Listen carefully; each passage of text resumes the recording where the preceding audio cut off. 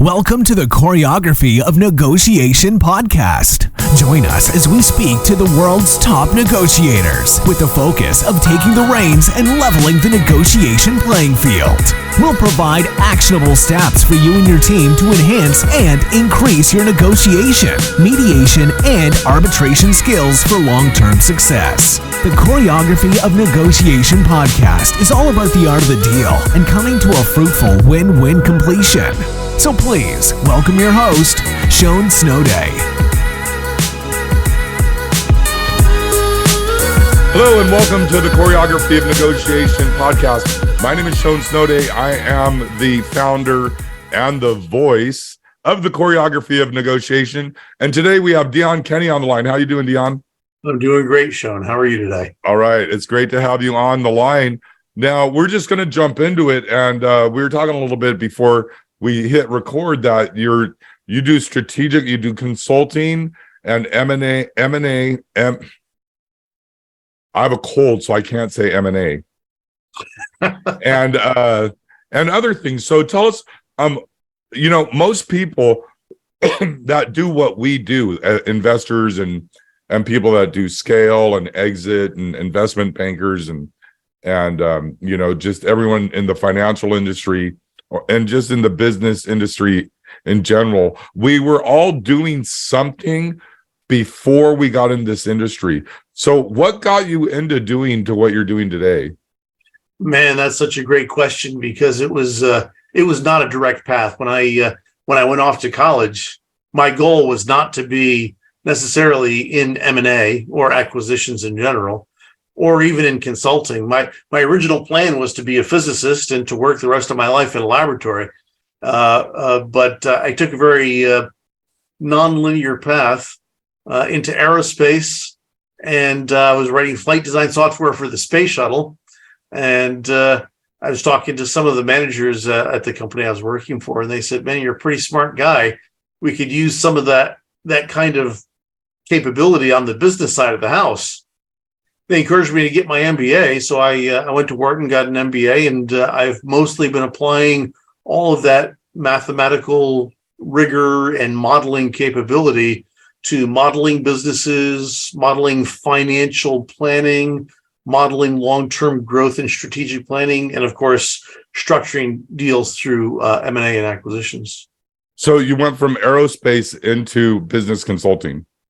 I went into the architecture, engineering, and construction industry for about 7 or 8 years, and from there into consulting. And my client base is very heavily leaning towards those kind of technically oriented businesses, none of whom went to school to study accounting and collections and business strategy and finance.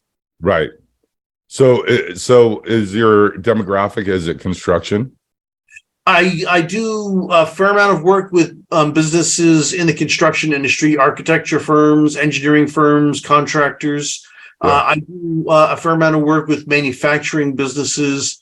I do some work with software businesses. I would describe the general group as businesses where the founders have a very engineering and technical mindset.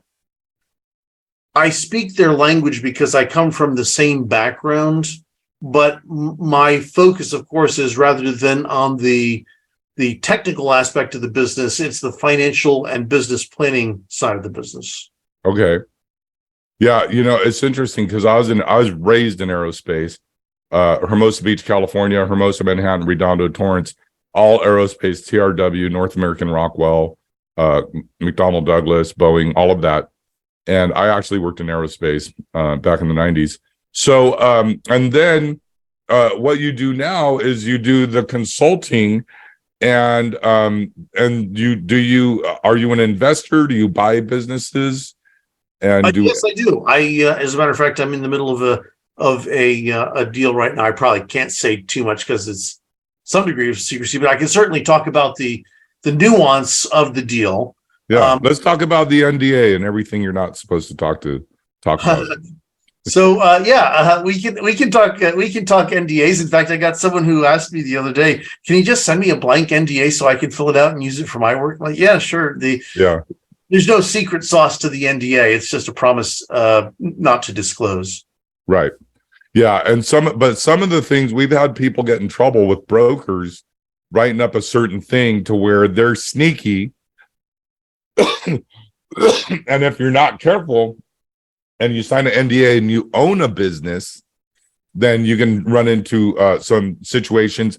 And also, if you're looking to invest and buy a business, there can be some little sneaky things in there. Have you ever come across an NDA where you realize, hey, you know what, this right here, we're going to have to change that or scratch that out or add this in? So the short answer is, yeah, I've seen some pretty horribly written NDAs out there. The pros, the guys that really do this on a regular basis, they keep them clean, they keep them relatively simple, and they understand the purpose is we're professionals. I won't disclose any proprietary, dangerous information from you if you don't do the same for me.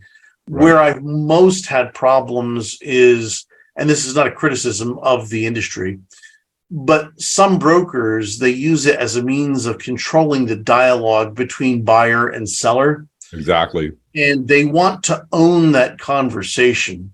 And so they'll put in terms, you can read them. They're typically not sophisticated NDAs.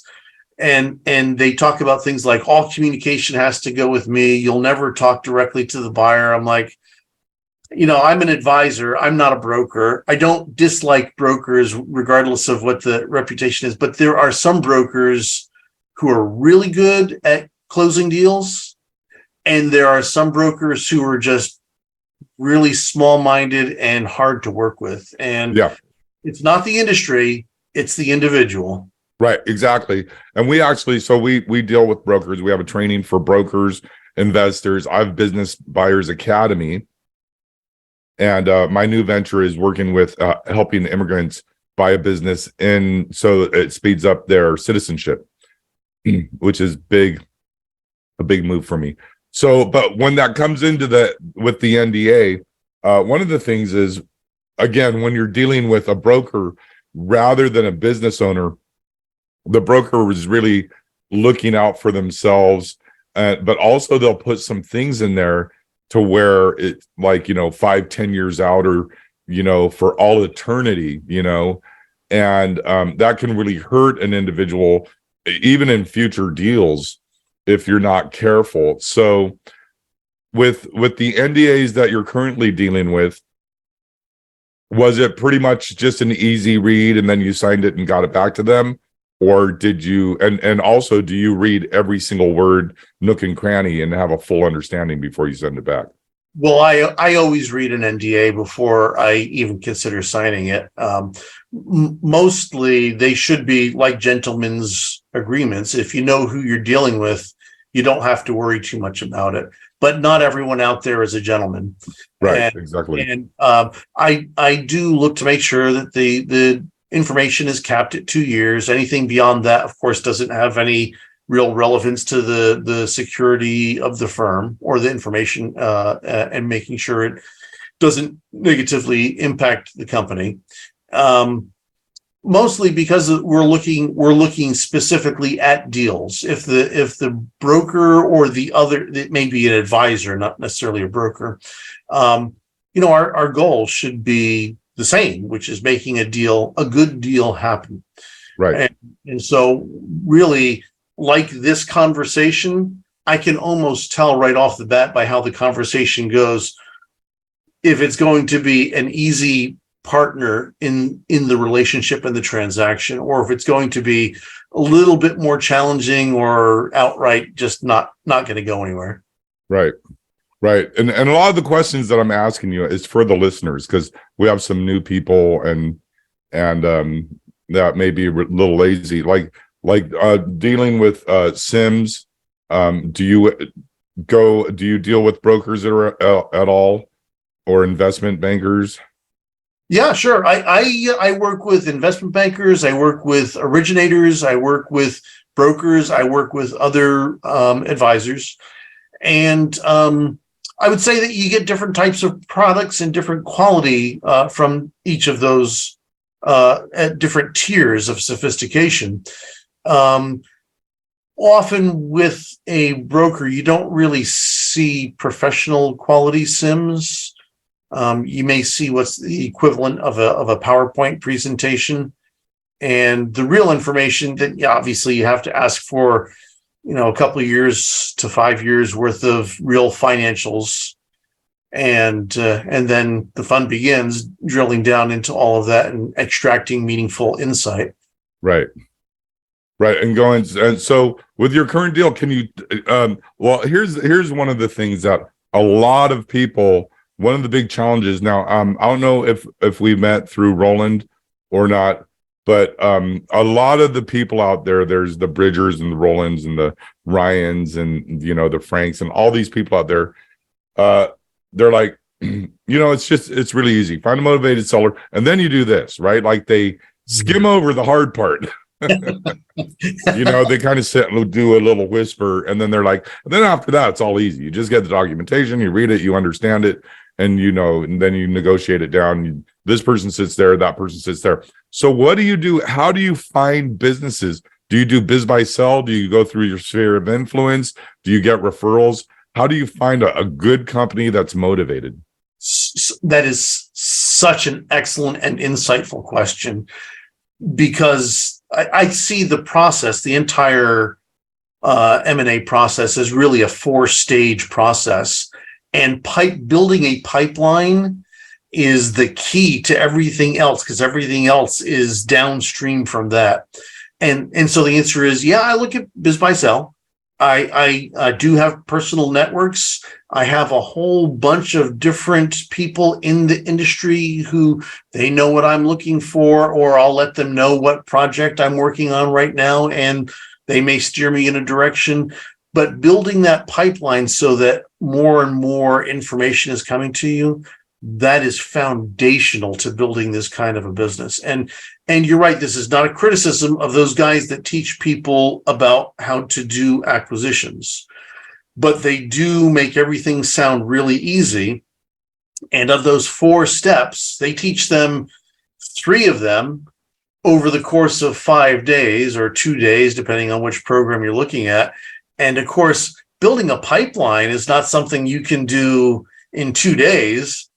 It's taken me 5 years to build a viable pipeline. And sometimes parts of that pipeline disappear and I have to append new parts, and technology creates new pipeline additions that previously were inaccessible. So each of those 4 steps is really serious professional work, and they do a disservice by letting people think that it is poof, and then you have a pipeline.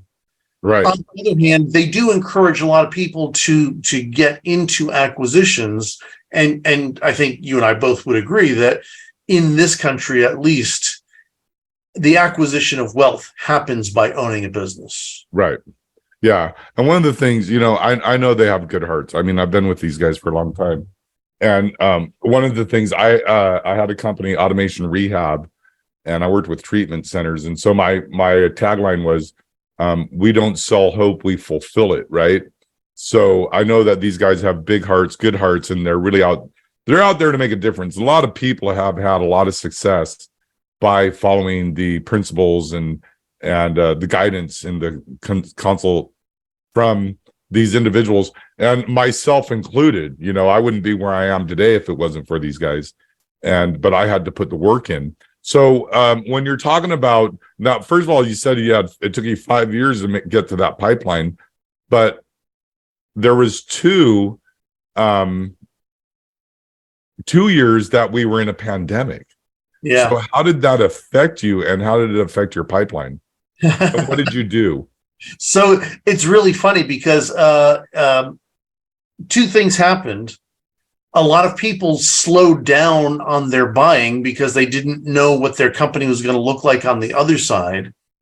And simultaneously, a lot of companies became much more fragile and went on the market for sale.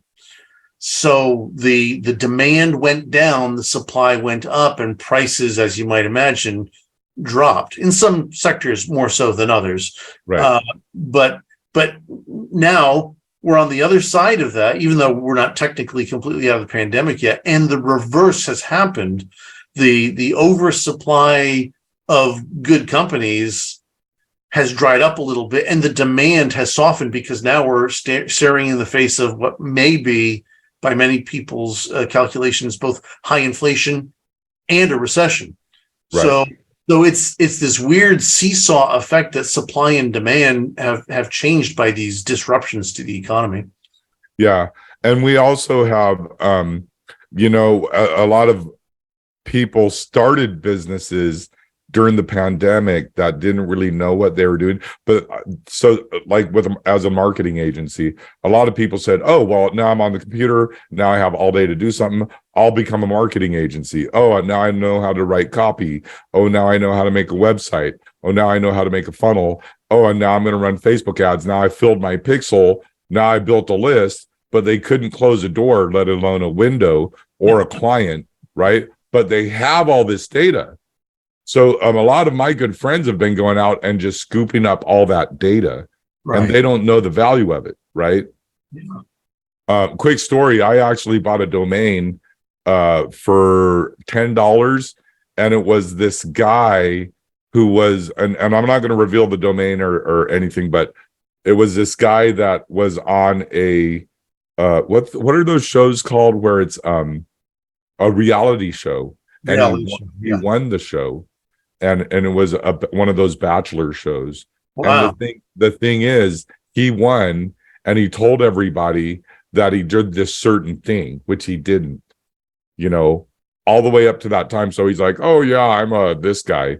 And so all over his social media, he had tons of followers, built a bunch of traffic to this website. Then he let that website go after he won the game.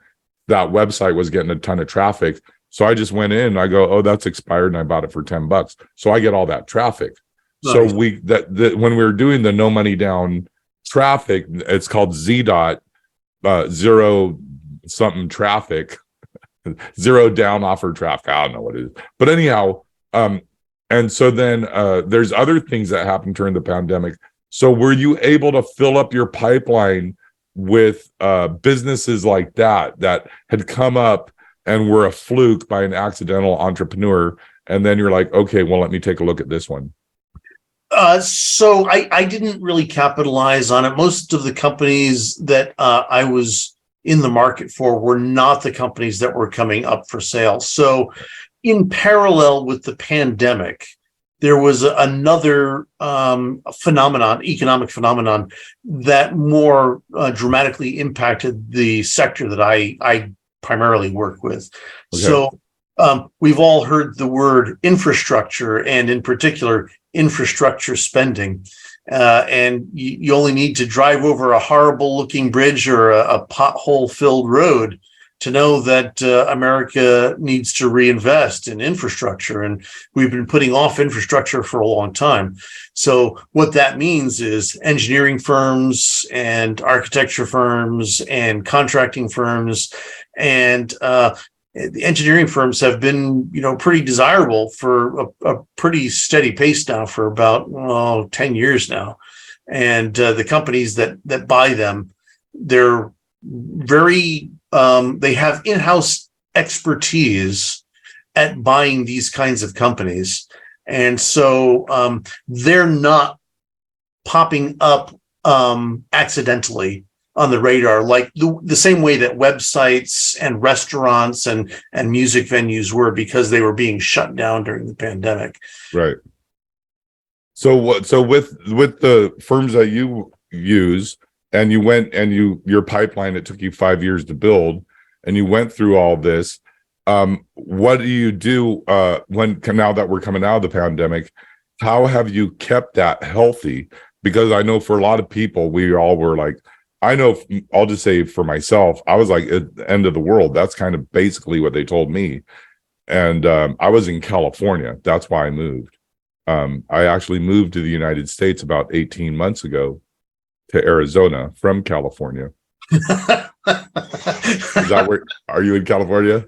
No, I'm an East Coaster. I live in Massachusetts right now, and there's a similar phenomenon. I'm originally from New York. Okay, yeah. So with going through that dip and then coming out the other side, what are some of the things that you've done that have been able to like re-engage past relationships?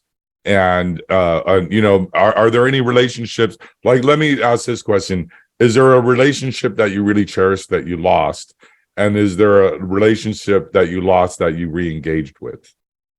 Oh, wow. Those are two really, really good questions. So the way that I consult is not the same way that companies like, Bain or McKinsey or Accenture consult. They have big brand name recognition like Coca-Cola. My brand is my relationships with individuals. And so I do a lot of word of mouth. I do a lot of personal relationship. I've bought a lot of cheeseburgers and, glasses of wine over the years and really nurtured relationships. And, any one relationship can be a substantial contributor to my business. And so each one, I try to treat them professionally. But just like this conversation, if I can bring down that barrier to easy, convenient, friendly conversation, the barriers to doing business come down as well. And so I try and make it very collegial and informal sounding. When I'm doing the work for them, I am still every bit the professional, and I give them professional quality work, and I, treat everything that I do with them as highly sensitive, highly secure information, but the conversation is at a personal level. And that has served me well over the years. Right. Is there a way that you keep track of the conversations with everyone? Like, do you use a CRM? I really don't. I do use for marketing purposes, some of the standard marketing tools, email and funnels and, CRM tools online, but they're really not at the heart and soul of my marketing effort. It really is, sitting down for lunch with someone I haven't seen in a month, calling a friend I haven't spoken to maybe in 2 or 3 years, and seeing how they're doing with their business right now. Because so much of my business has literally been people in the trades, architects, engineers, contractors. They're not always focused on the strategic side of the business. They are often inclined to get into the project work. Right. And so I've spoken with guys that I haven't talked to in 2 years, and all they've been doing is designing hospitals or building housing or whatever their specific field of expertise is, and we can have a conversation like the last conversation that we just had 2 years ago, and they don't skip a beat because that's as often as they talk about strategy and business planning. Whereas other kinds of businesses, the owner, that's all they do is focus on strategic planning and business building and infrastructure and the back end of the business. Right. Most of the guys I know, it's not their primary business. They're not in the business of acquisitions. Acquisitions are a way of augmenting their existing core business. Right. So they're more implementation, and then you bring in, and that's where your consulting comes in. Exactly. So the first step, interestingly enough, I've already got a pretty mature pipeline process in place, so I don't have to do anything with that other than to nurture it and make sure it stays alive. When a client comes to me, they come with a specific request. This part of my business is struggling, or I'd like to add a new line of business or a new geography. Can you help me do that? And sometimes the answer is you've got everything you need. We just need to restructure it a little bit and put some finance and marketing and, a general manager in that part of the business, and it'll happen. In some cases, it's the quickest way to get that part of the business running is to go out and acquire a company that's already there and doing it. And so that would be, what we call a tuck-in acquisition. They've already got the platform company. They just, whatever their growth strategy is, they just need to add that little piece to their existing business. And go ahead. So what they don't typically need, because what they don't typically need is the day-to-day project management piece.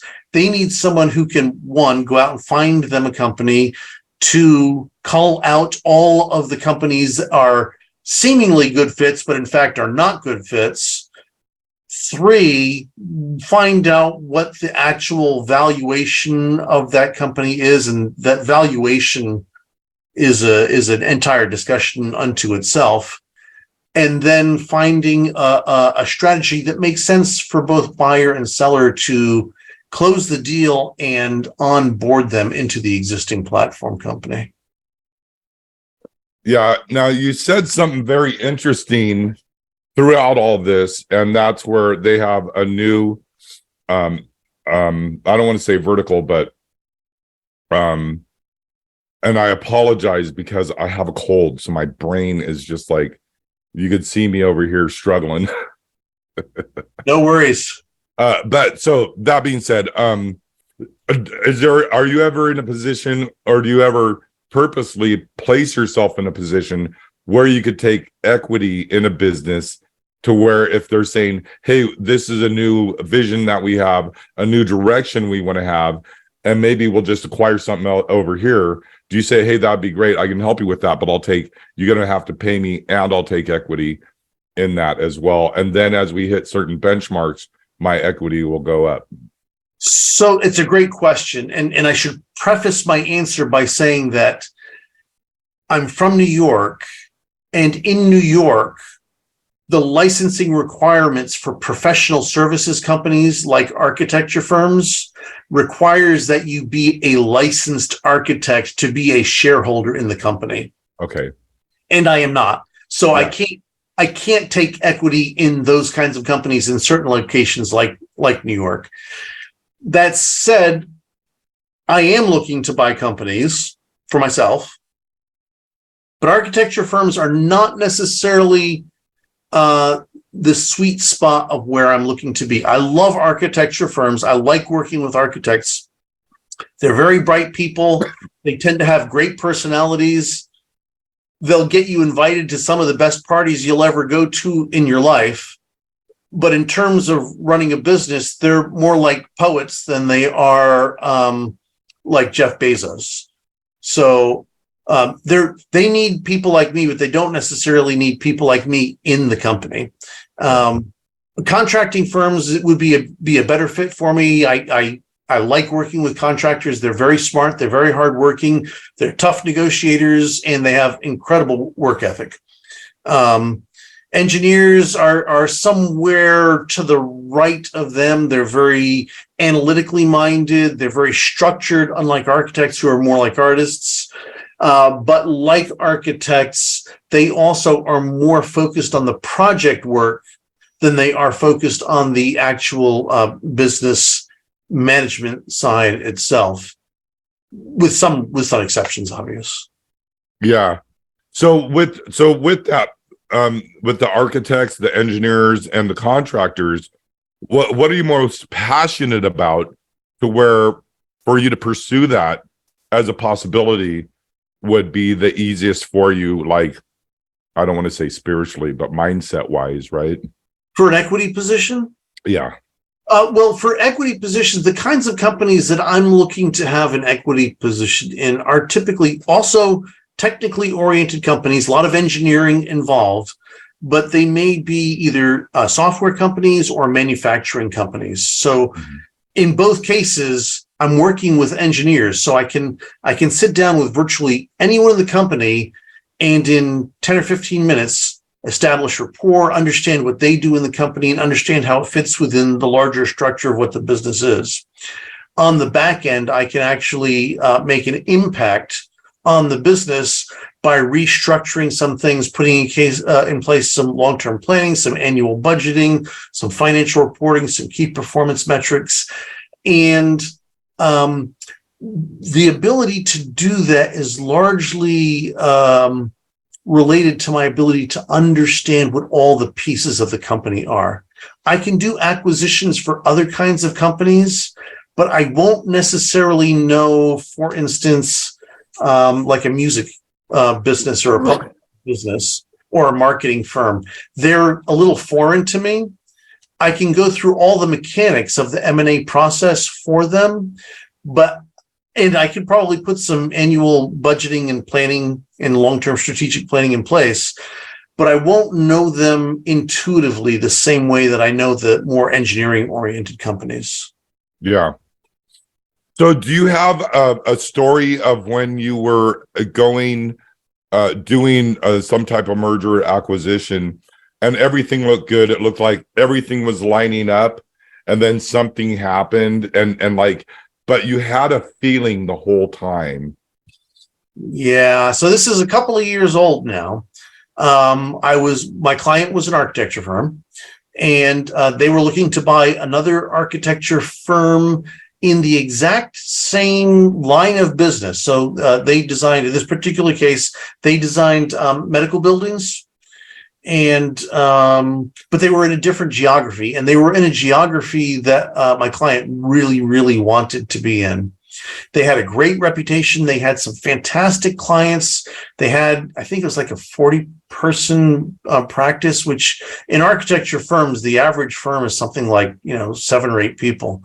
So a 40-person firm is a really good size architecture firm. Right. And we started going through the process. We liked the guys a great deal. We went out to dinners. We did a lot of socialization and getting the two teams to get to know each other and lining up the resources. We were looking through their financials, and, the past 5 years, they had some great clients. They were very profitable. And at the same time, so, on Monday, they were a 40-person firm, and on Friday, they were a 38-person firm. And, the next Friday, they were a 35-person firm. And so I'm looking at all the financials and all the rearward-looking data. And in the meantime, people are sloughing off. And I'm like, well, what's going on? This doesn't make any sense. Everything is so good. Well, it turned out that one of their clients decided that they were going to build a business just like theirs with their company as their primary client. So they were building an internal business, just like the company we were looking to acquire. By the time we got towards the tail end of the conversation, they literally were down to like 10 people. And we liked the guys a great deal, but we're like, to turn this around is going to cost us way more money than the value of the firm could be, net present value of future earnings of the company. And, it was heartbreaking because they were really good guys and they had built a really good business. They just had a client that was sabotaging them. And that's why they were for sale in the first place, but they didn't tell us that. So was the client poaching their employees? They were poaching some of their employees. They were steering some of their employees to one of the competitor firms, and they were just hollowing out the company. And they were taking most of the primo project work for the internal team that they were building up. Wow. Yeah. So they're just ruthless. It was more than just ruthless. I think there's a fair case to be made that it was what they did was unethical and potentially litigious. But we always bring a lawyer along with us in the process. And his comment to us is, you don't know this area. You don't have any relationships with any of the lawyers. You don't have any relationships with the legal system or the judges. The last thing you want to do is get caught up in a long-term court case, which you're probably going to spend a lot of money on and lose. Right. So it was unfortunate. The guys, the company ended up being hollowed out. The two owners of the firm split. One started another firm. One went to one of the major firms. And yeah, I think they had a couple of tough years, but they, eventually they landed on their feet.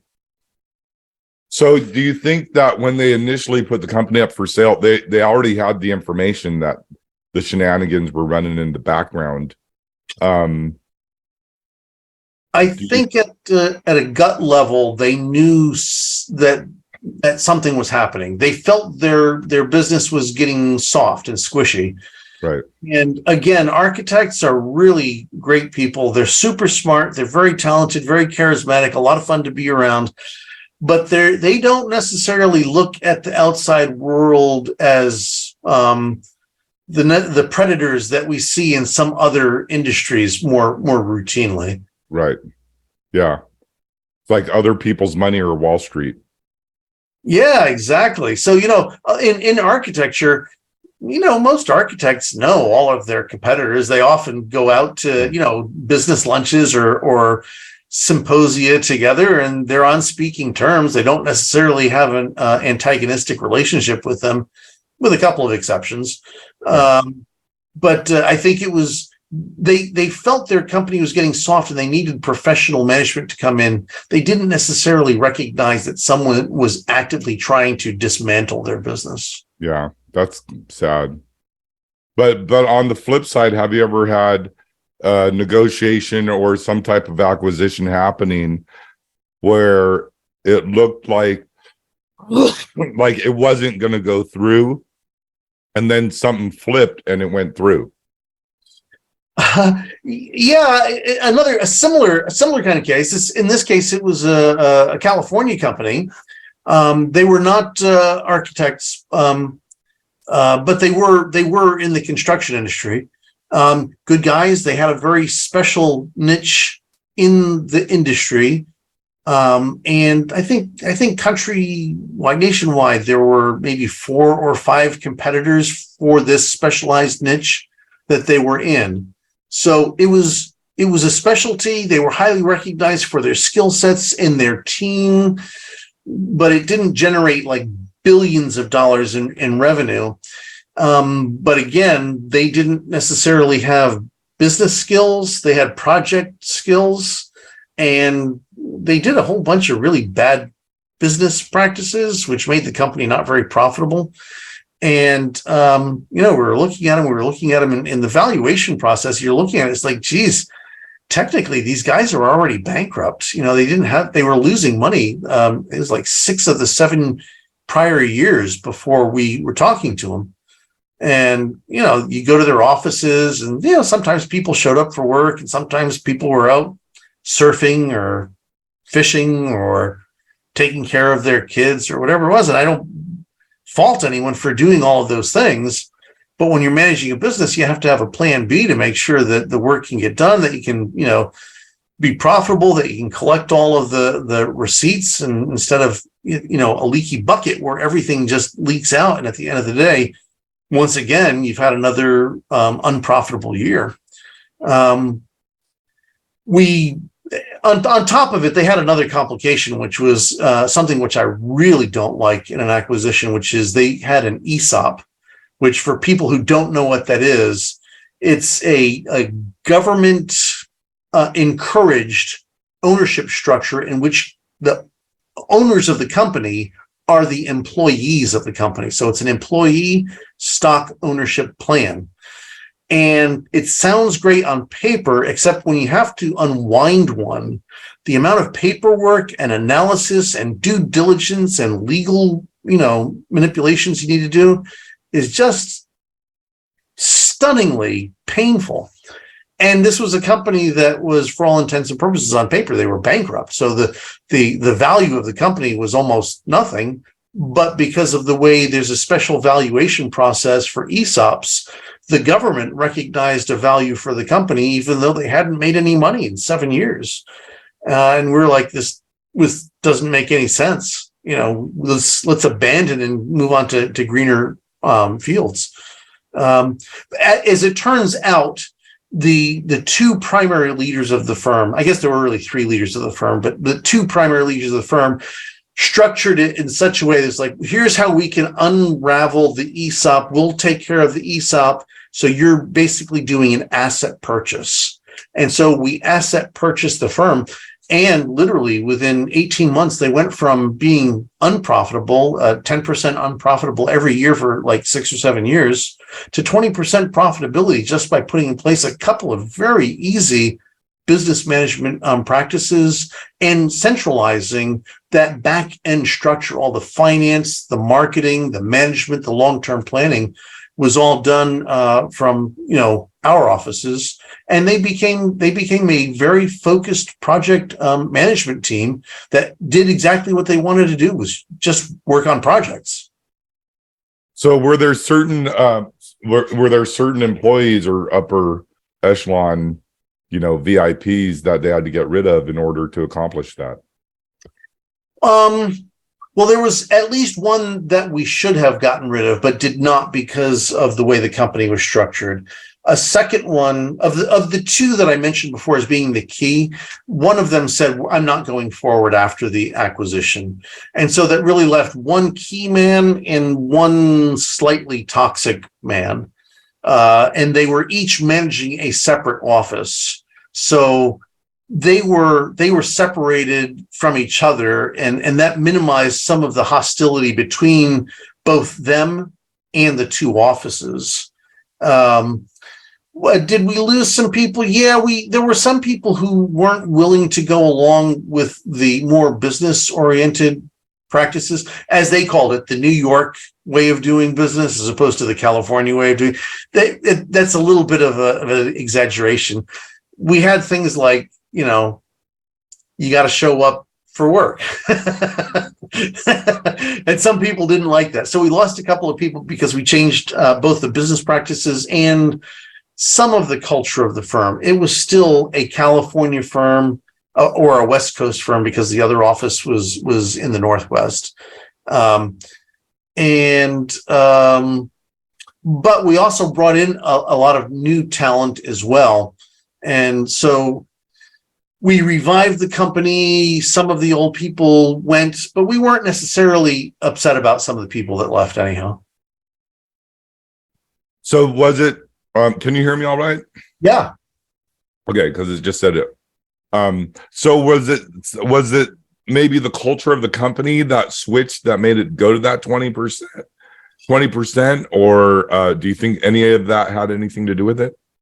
Well, I think the word culture is a little amorphous, and it means different things to different people. So to the folks that left because we changed the culture, yes, but by changing the culture, it was still a very California personality business run by Californians with the tempo of a California-based business. They were super smart. They were very project oriented. They were exceptional at their area of specialization. The things that we put in place were things like making sure the bills went out on time, that we tried to, if a bill was aged more than 90 days, we'd actually still try and collect it, and we'd lean on those, clients and make sure they paid their bills. We didn't like the idea of half-time key employees. Now, if it's an executive assistant or a bookkeeper, that's perfectly fine as long as they can get their work done. But for the key employees, because it's such a specialized field, we really required them to be there, at least, accessible by cell phone if they're on the road, or by internet, by email, if they're in a client space or whatever. They had to be on the job 8 hours a day and put in a bare minimum of 35 hours a week. So it wasn't egregious transformation of culture, but we did establish a sense of this is a business, and we're here certainly to do the project work, but also to make sure that we do it profitably and make money for the shareholders. Right. And once you did get to that profitable stage, then what happened after that? So that's a really good question, because one important thing happened. They started, believe it or not, to take an interest in the long-term planning of the firm. They recognized that this isn't just me going to work and doing some fancy drawings and speccing some equipment, that there's actually a business behind the project work. And so we incorporated annual budgeting. We incorporated strategic planning. We incorporated organizational design and management practices. And so the key guys really did become much, much better at the management side of the business. They never lost their primary love for doing the work, but they recognized that they were managers first, and their key staff under them were the hands and eyes that were going to do the work. And their job was to make sure that the projects were performed, that the clients were happy, and that the bills got paid. So it really did bring a different mindset to a lot of the upper part of the company. Right. Now, and with the last questions, because we're coming up to the top of the hour, being that this is the ESOP, it's a government structure. Did that get restructured in any way, or did you have to stay in line with that initial agreement? So the way they structured it for us, because we essentially said it's too messy and there's not enough equity in the company, we did an asset purchase and they handled all of the messy wind down of the ESOP. And that entailed us lending them some money so that they could pay off all of those outstanding ownership positions in the company, some of whom left the company and they would have cashed out anyhow. They would have had to pay for them. And then we recaptured that loan from a forward-looking profitability of the company. Okay. And then that's where it flipped from there. Yes. Yeah. So it was about 18 months from going net negative to about 20% profitability. And they really became a good performer on the books for the company after we got all of that integration and business restructuring and right sizing and in place. Yeah. And there you got it. That's the choreography of negotiation. That's when you go in and it looks like you're on a losing streak. And when you can see that little glimpse, when you get that glimpse of the spark of the fire of what it can be, you actually flip it. And then it turns out to be, I don't want to use that word, but it turns out to be something amazing. Absolutely. It went from what looked like it was a no-go. Right. In hindsight, wow, I'm really glad we did that. Yeah. And we have many stories like that. Well, we're at the top of the hour, so that was great. So a few questions before we go. One of the things I ask is, here, let me cough.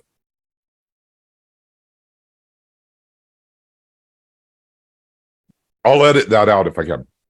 What is the one thing you've always wanted to do in your business that you haven't done yet? The one thing that I've wanted, well, I think when everyone thinks about acquisitions, they think it's pretty easy, and that after they close the deal, they'll be the king. And I'm still waiting for that to happen. I'm still waiting to be the king. It hasn't happened yet. Yeah, I don't see that happening. It may, but it's so funny because people think, they're going to buy their business and then things are going to be different. And it's like, no, it's the headaches are still there. And I love when people say, you don't want a job. And it's like, yeah, well, a job is where you have to show up at a specific time. I think we all have to show up. This is my job, what I'm doing right now. And so this is wonderful to have you here. So how would the listeners find you? And tell me a little bit about your business, what you do, and how people would find you and your contact information. So our website is Y2, the letter Y, the number 2, strategic.com. And our phone number and email is available through there. Or you can email me directly at dkenney@y2strategic.com. And I sometimes don't read all of my mail during the day if I'm busy on project work, but at the end of the day, I do read everything, and I always respond to all the email that I get. Right. So that's the best way to reach me. Okay, so it's Dion Kenny That's D Kenney, KENNEY @2 strategic.com. So thank you so much for showing up, Kenny or Dion. It's really a great. I appreciate you putting up with me going through my struggles of just trying to breathe for the past hour, and we will see you shortly. Thanks again. It's a pleasure being here. Thank you so much. Thank you for joining in on another episode of the Choreography of Negotiation podcast. But your journey has only just begun. For more resources like insights on education and support, head to choreographyofnegotiation.com for our negotiation strategies on mastering the art of the deal, skills, and getting your business in front of more people so you can sustain and grow and close more deals.